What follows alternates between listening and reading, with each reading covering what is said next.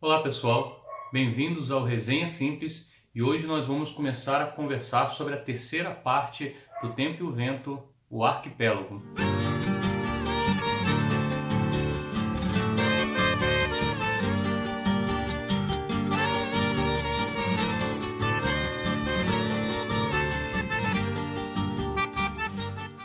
Então, eu cheguei à metade do primeiro volume do Arquipélago, que é a terceira parte da saga O Tempo e o Vento, do Érico Veríssimo, e eu decidi então fazer uma pequena resenha sobre essa parte que eu já li, para não ter que esperar terminar o livro e fazer uma resenha sobre o livro todo.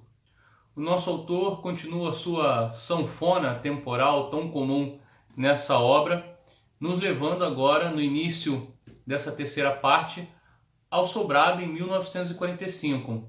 Vale ressaltar que a segunda parte da obra também começa em 1945, a volta de Rodrigo ao Sobrado com toda a sua família, e da mesma forma o arquipélago começa assim. Mas Érico Veríssimo nos surpreende mais uma vez, e talvez o que poderia ser algo repetitivo e enfadonho, que seria iniciar a terceira parte do livro da mesma maneira ou no mesmo tempo que iniciou a segunda parte, eu notei uma diferença bem perceptível entre esses dois inícios. Enquanto na segunda parte do Tempo e o Vento, a volta de Rodrigo, ela é narrada do ponto de vista das pessoas externas à família Cambará Terra, na terceira parte, o Arquipélago, essa volta de Rodrigo, ela é narrada a partir do olhar de dentro da família, dos seus membros. E essa troca de ponto de vista, essa mudança de prisma, ela impede que se tornasse repetitivo demais o início dos dois livros. Mas o filho do Licurgo está de volta à sua cidade natal com toda a sua família, num estado de saúde muito delicado. E talvez pelo fato de nós termos aprendido a odiá-lo a partir da leitura da segunda parte do Tempo e o Vento, essa sua situação não nos sensibiliza tanto quanto deveria. Mas o que era, nessa segunda parte, algo misterioso, o estado de saúde de Rodrigo, a situação da família, como estavam os seus membros, que era algo que ficou desconhecido até então, começa a ser trazido à tona por Érico Veríssimo. Só para nos situar temporalmente, Rodrigo volta a Santa Fé após a renúncia de Getúlio Vargas em 1945, o que dá fim ao Estado Novo. E ele, como era um apoiador de Getúlio Vargas, volta meio que aconselhado pelos seus próximos no Rio de Janeiro a evitar permanecer na então capital federal. E nessa volta ele convoca toda a família a estar com ele, talvez tentando reunir os cacos da família que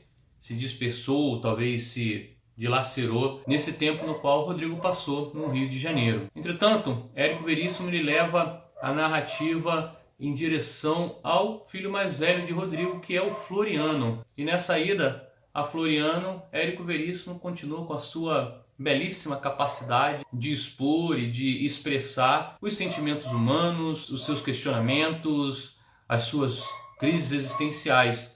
Floriano, ele personifica tudo isso. Na verdade, ele é uma pessoa que está ainda tentando se conhecer. Ele sente que nada do que ele fez até então reflete aquilo que ele é. Na verdade, ele nem mesmo sabe quem ele é, ele não consegue se definir, ele não consegue conhecer qual é a sua essência, conhecer a sua própria identidade. Os primeiros capítulos, então, do Arquipélago giram bastante em torno desse deserto existencial no qual Floriano vive. Ele é escritor, tendo publicado já alguns livros, mas nem ele mesmo gosta dos livros que publica, porque os vê como algo muito superficial, sem vida, sem alma. Ele próprio se sente um peixe fora d'água dentro da família. É como se ele não se identificasse com a própria família, não se reconhece em ninguém da família, não existe, ele não sente nenhuma semelhança de identidade com qualquer membro, apesar de todos afirmarem uma grande semelhança física entre ele e o pai, o Rodrigo. Ao mesmo tempo que afirmam isso,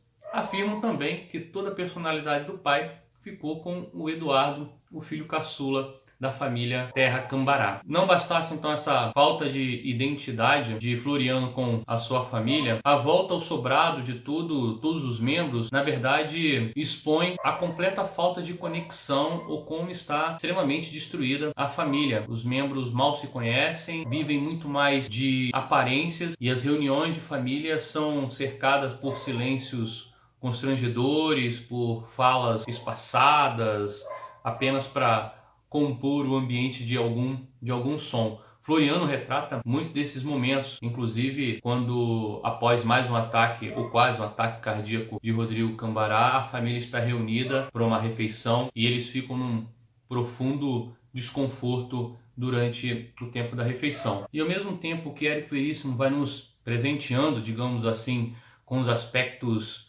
interiores, com as complexidades da alma do ser humano, ele vai nos demonstrando o quanto o radicalismo ideológico acaba nos levando a uma irracionalidade e, de certa forma, uma certa hipocrisia. E ele faz isso através do irmão de Floriano, Eduardo, que na saga é um ardoroso comunista. Interessante, na verdade, notar que Érico Veríssimo ele mostra o Eduardo muito propenso a esses radicalismos. Através das lembranças de Floriano, ele vai mostrando que o Eduardo, volta e meia, estava imerso em radicalismos em relação a alguma ideia. E, nesse momento, ele é o comunista radical que luta contra a burguesia, de uma maneira tão radical que chega a ser irracional, que ele não se importa com o estado de saúde do pai. O pai está no estado de saúde frágil, não é comunista, mas Eduardo não quer saber. Ele chega à cidade disposto a espalhar os ideais comunistas por toda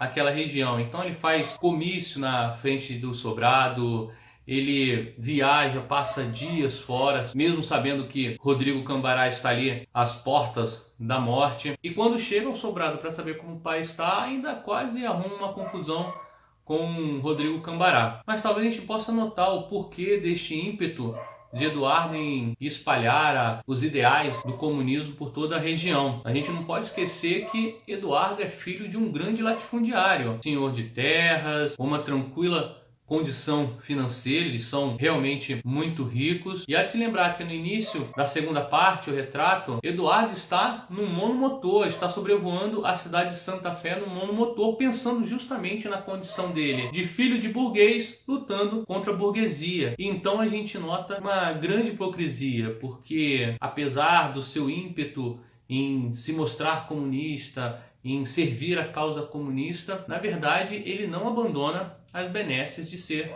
de uma família burguesa, de uma família abastada. Neste momento, talvez, a obra de Érico Veríssimo se torne meio atemporal, porque a gente encontra essa condição até hoje. Quando a gente encontra uma elite que está fechada nos seus apartamentos de luxo na Zona Sul, julgando que acredita o que é melhor para as classes menos afortunadas, despejando regras e ideais de vida que eles mesmos não cumprem, né? Aquela velha história de poetizar a divisão de riquezas, uma sociedade mais igualitária, quando na verdade essa mesma elite não está disposta a dividir tanto assim. Então esse cenário hipócrita a gente acaba encontrando na obra também de Érico Veríssimo. E na leitura desta primeira metade do Arquipélago, eu tive a ousadia de pensar: nossa, o Érico Veríssimo deu um salto tão grande no tempo, alguns personagens ficaram meio perdidos, saíram da história de uma maneira repentina, sem saber o paradeiro deles. E aí Érico Veríssimo, sem que soubesse, me deu uma lição de literatura, porque ele continua as suas idas e vindas no tempo, e num dado momento dessa primeira metade do livro,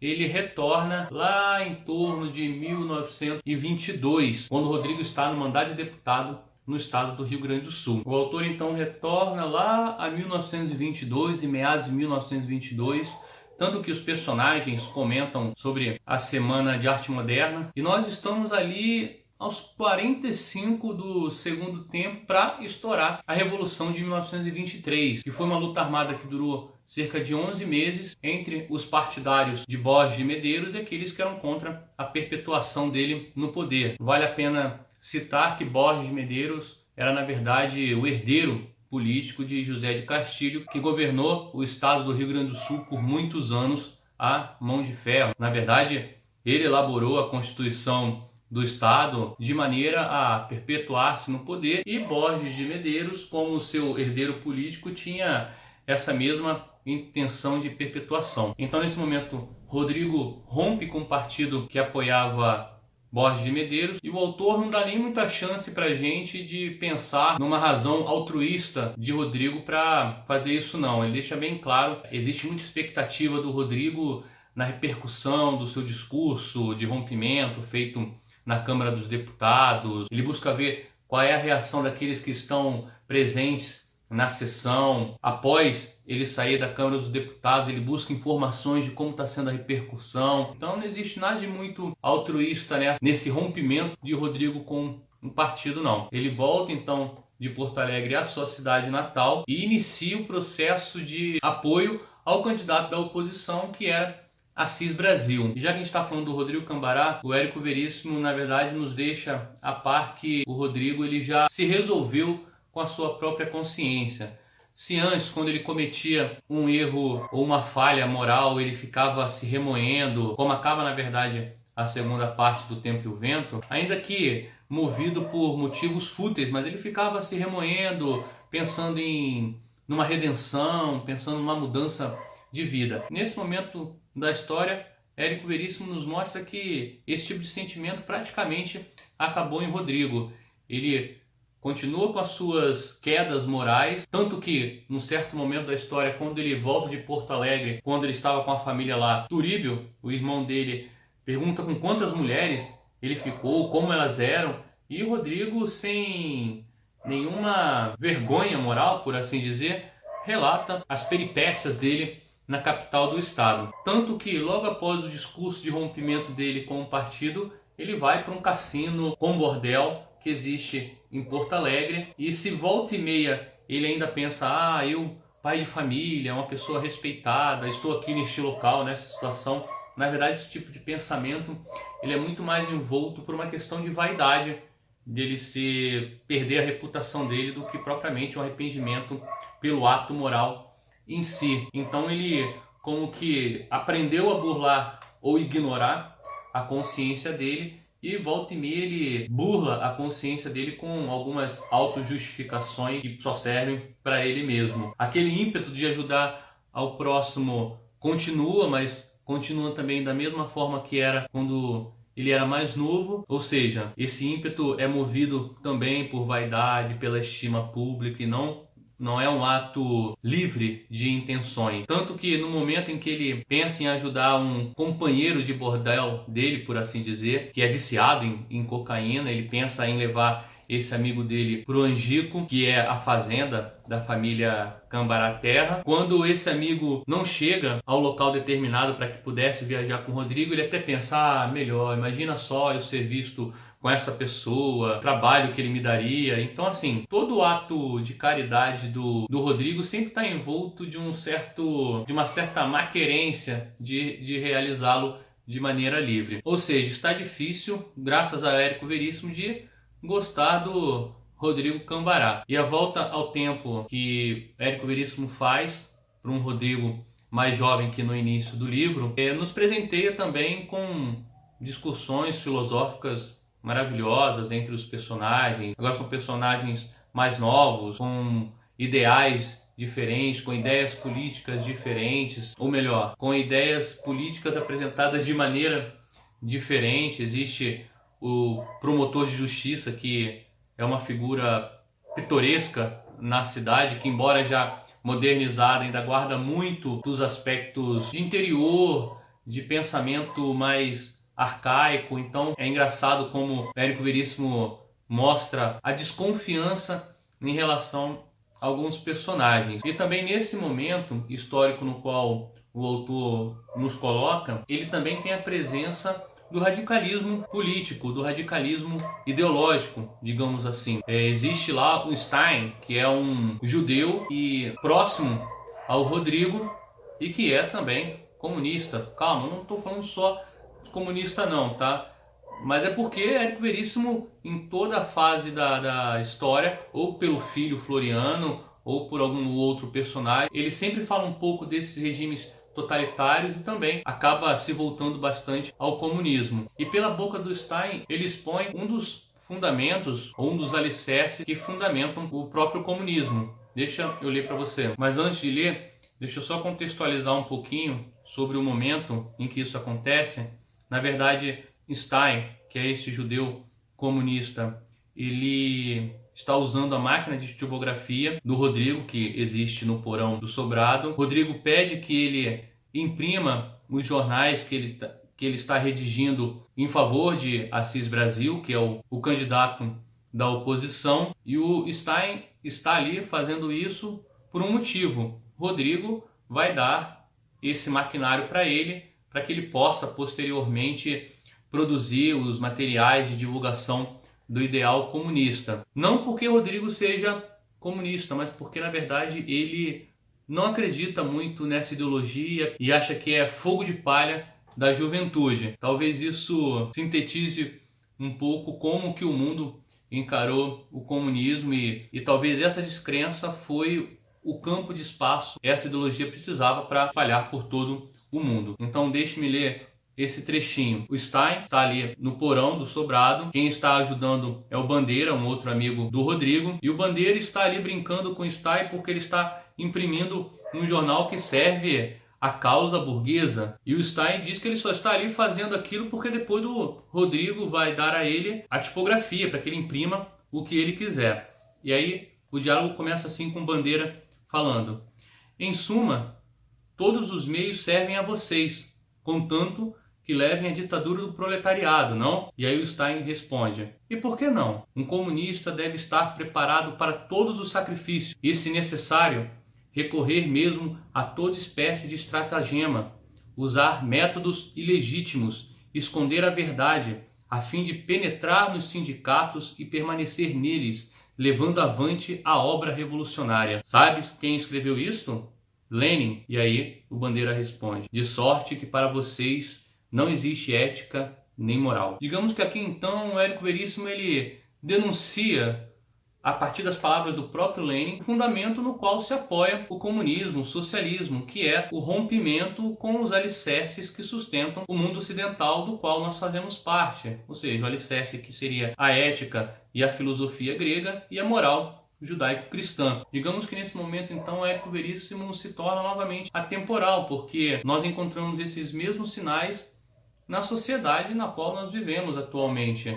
Essa mesma busca de destruição desses pilares que sustentam o mundo ocidental permanecem hoje. E esse comportamento de usar de tudo e todos que seja necessário para chegar à ditadura do proletariado permanece hoje, talvez de uma maneira mais velada, mas a gente consegue encontrar os mesmos sinais na sociedade atual. Mas voltando aqui um pouquinho ao texto, nós estamos às portas da Revolução de 1923, que aconteceu no Rio Grande do Sul, e acontece um fato bem interessante. O Licurgo, que rompe também com o partido de Borges de Medeiros, ele se vê na condição de ter que se aliar a antigos inimigos, aos maragatos.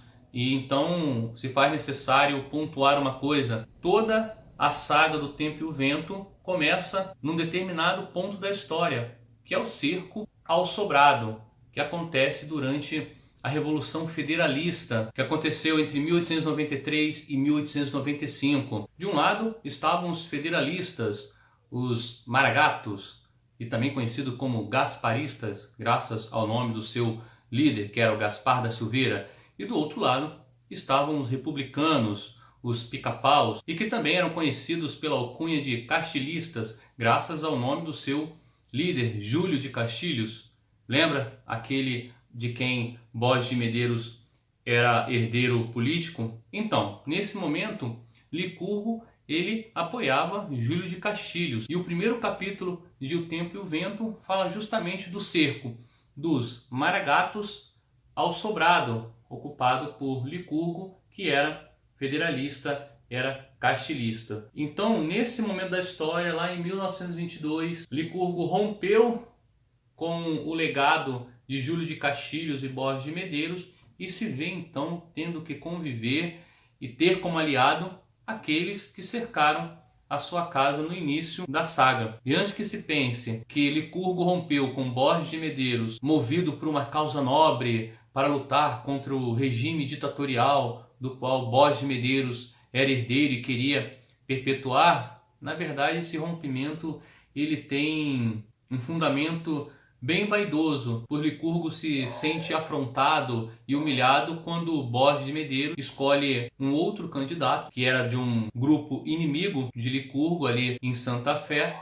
e escolhe esse candidato inimigo partidário de Licurgo para apoiar no governo de Santa Fé. Então Licurgo rompe com o governo atual, mas não tanto por uma causa tão nobre. E aí ele se vê, por essa questão de vaidade, digamos assim, obrigado a se unir e ter como aliado aqueles que anos atrás, cerca de 30 anos atrás, fizeram cerco à sua casa na Revolução Federalista. E até nesse momento, então, como Érico Veríssimo fez com Rodrigo nas partes anteriores do livro, como Érico Veríssimo fez com Floriano no início do Arquipélago, também nesse momento em Licurgo, ele mostra o quanto as ações elas estão movidas por outros motivadores que não a reta intenção, e às vezes essas escolhas nos colocam em situações desconcertantes. Bom, então eu paro aqui. As portas da Revolução de 1923, esperando aqui ansiosamente como será o desenrolar desses fatos, como será a participação da família Terra Cambará neste evento histórico. E mais para frente, então, eu venho com